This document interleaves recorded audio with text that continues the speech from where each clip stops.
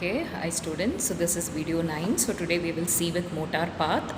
So when we know motor, okay, we have already seen about sensory path. So as the word indicates, sensory means, all the impulses that are carried from the body, okay, or the periphery to the brain.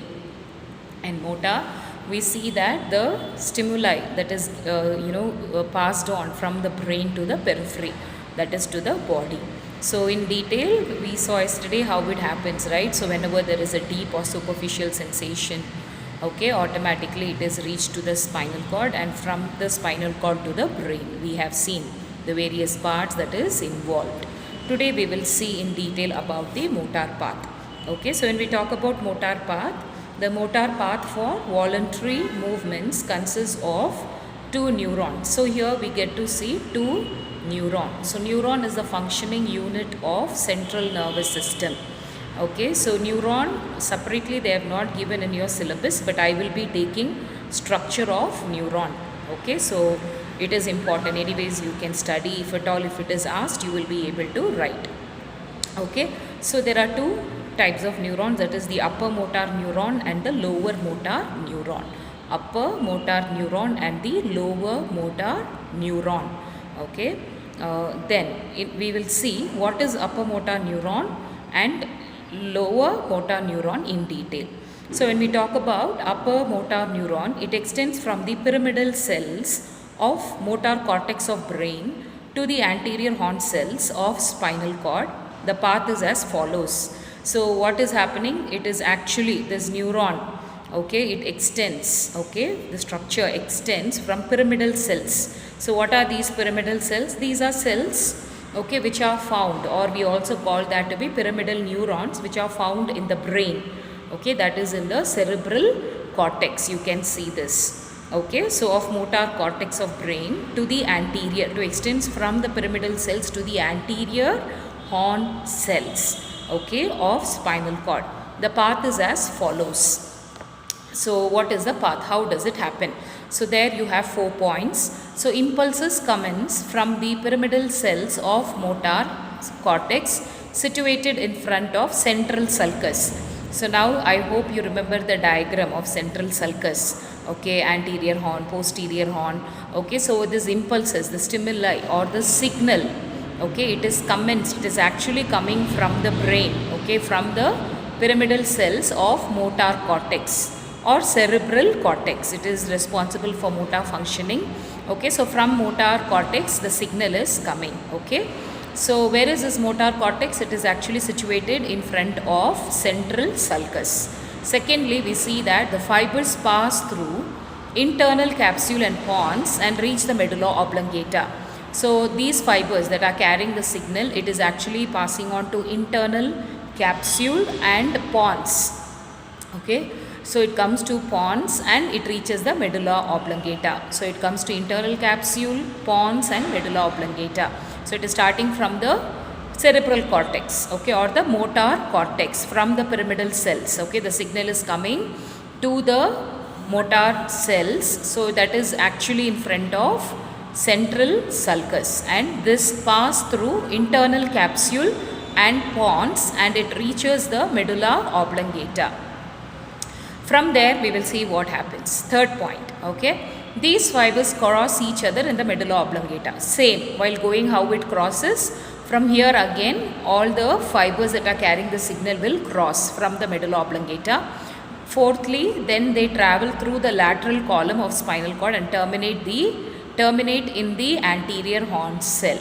So after reaching till the lateral column of spinal cord, then what happens? The nerves, okay, it starts straight and terminates in it ends in the anterior horn cells. So they travel through the lateral column of spinal cord and terminate in the anterior horn cells. Okay, so this is about the upper motor neuron. Next you have lower motor neuron. So this extends from the anterior horn to the peripheral nerve supplying the muscle. The path is as follows. So this is extending from the anterior horn to the peripheral nerve supplying the muscle. The path is as follows. The fibers from anterior horn cells reach the anterior nerve root. So what happens after it reaches? That's what we have seen in upper motor neuron. So from the brain, okay, from the cerebral cortex or the motor cortex through the pyramidal cells, it is reaching to the pons and then to the medulla oblongata. From the medulla oblongata, okay, we see that they travel through the lateral column to the spinal cord and they end, or terminate means end in the anterior horn cells. Next, continuing that, what happens in the lower motor, from there, okay, it extends from the anterior horn to the peripheral nerve supplying the muscle. So from there it goes to the muscle, peripheral nerve supplying the muscle. The path is as follows. So the fibers from the anterior horn reach the anterior nerve root.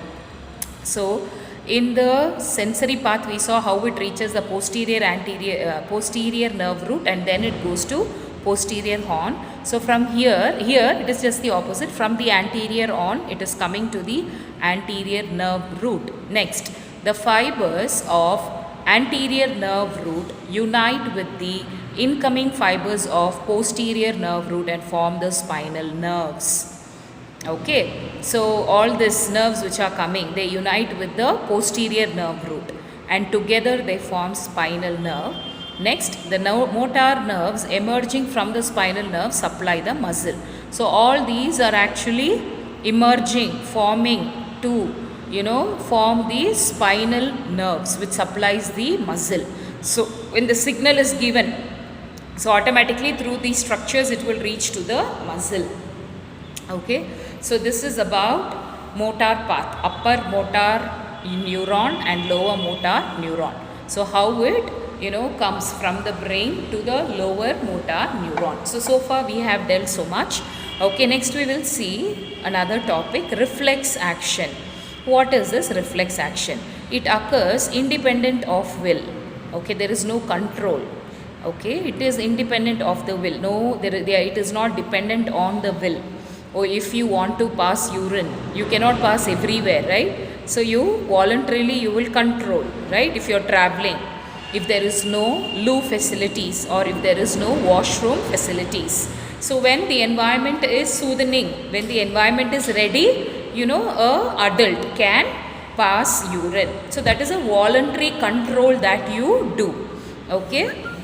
So reflex action occurs independent of will and it is concerned with involuntary movements. Okay, so involuntary is just the opposite of what I told you, voluntary. Involuntary, there is no control in the body, it happens automatically.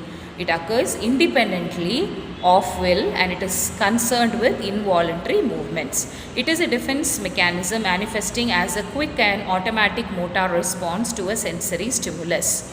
Okay, so why it is happening? So how this involuntary movements are important is, it acts as a defense mechanism. If somebody brings a pen to your eyes, what will you do? Will you keep staring? No, automatically your eyes will close without anybody telling, right? Because you want to protect your eyes. So that is called as, or whenever you put a torch over the eyes, you have to hold the eyes, otherwise automatically the eyes will close. So these are involuntary movements which happen by itself without any control over the will, and then it also acts as a defense mechanism manifesting as a quick and automatic motor response for a sensory stimulus. Okay, next, reflex arc. When we say reflex arc, it consists of structures which are involved in the production of a reflex action. So you have to do some reflex action. Okay, so it consists of structures which are involved in the production of a reflex action. These structures are a sensory organ like skin which receives the sensory stimulus. Okay, so it is a sensory organ. So mostly you can see all these kinds of reflex action in the sensory organs. Already we have seen eyes, ears, nose, right? All these are sensory organs like skin, okay, which receives the sensory stimulus. So this over the skin, okay, it receives the stimulus. Then sensory nerve which arises from the sensory organ. So all the nerves which is arising from the sensory organ, through a peripheral nerve. It terminates at the posterior nerve root of spinal cord. Okay, so so through a peripheral nerve, it terminates at the posterior nerve root of spinal cord. So there is a peripheral nerve. Okay, so it terminates means ends. Okay, ends at the posterior nerve root of spinal cord. So everything that ends is the nerve root. Okay, so sensory nerve, actually it arises from the sensory organ. From every sensory organ there is a nerve that comes. Okay, so through a peripheral nerve, it terminates at the posterior nerve root of spinal cord. And thirdly, so all this has got the reflex arc. Okay, so what is the reflex arc? It consists of structures which are involved in the production of reflex action.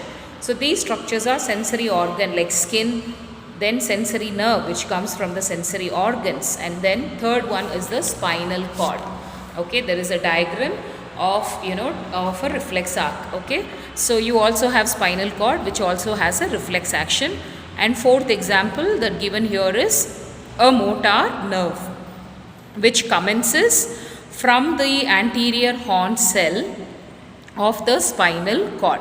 So this motor nerve is actually means starting from the anterior horn cell, okay, of spinal cord. This nerve transmits the impulses to the motor organs such as muscle. So all these nerves actually they are transmitting the impulses from the brain to the body. So this nerve transmits the impulses, that is a signal from the brain to the motor organ. Motor means which can do the functions, so motor organs such as muscle. Okay, so now last we will see importance of reflex action.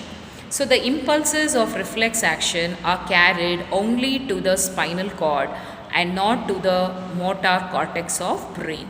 So that means importance of reflex action is nothing but the reflexes are carried to the sensory path, not to the motor path. Okay, that's what is given here. The impulses of reflex action are carried only to the spinal cord and not to the motor cortex of brain. So it reaches the spinal cord but it does not reach the motor cortex of brain, okay, where the pyramidal cells are there. The impulses from the spinal cord and they are then conveyed to the motor organ. So from the spinal cord itself it will give impulses to the motor organ. So the response is quick and immediate. So the response what we see here is it is quick and it is immediate. Okay, so this is about importance of reflex action. Okay, so today's we have seen motor path, how it happens. So mainly it is upper motor neuron and lower motor neuron. Then you have reflex action. Okay, so under reflex action, reflex arc, and what are the examples like sensory organ like skin, sensory nerve, spinal cord and motor nerve, and the importance. That is nothing but the impulses of the reflex action are carried only to the spinal cord and not to the motor cortex. Then the impulses from the spinal cord, it is conveyed to the motor organ. So the response is quick and immense. So it doesn't take till the brain. It is kept in the spinal cord and from spinal cord it will be reached out to the motor organ. Okay, so do contraction or relaxation or run. Okay, so this response is quick and immediate. Okay, so with this I am ending the topic. So next class we will see autonomic nervous system. So here sensation and sensory path is what we saw. Then sensory organs we have seen, sensory path. So today the continuation of that topic is motor path and reflex action.